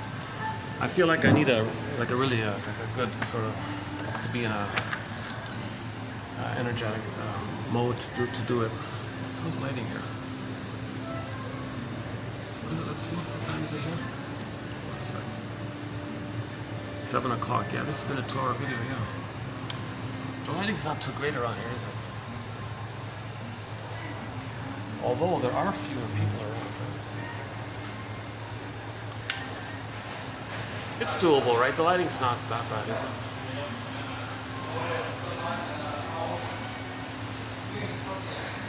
Let's see. What else? How about like this?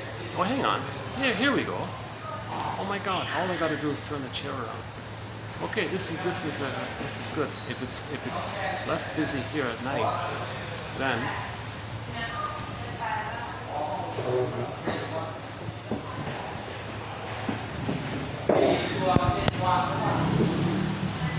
Oh my God, yeah, this is okay. Oh my God, yeah, I can do it here at night. Okay, maybe, this gives me an idea. Maybe tomorrow night I'll come here again and run through the symptoms of homotraumacus. Because we're seeing it big time.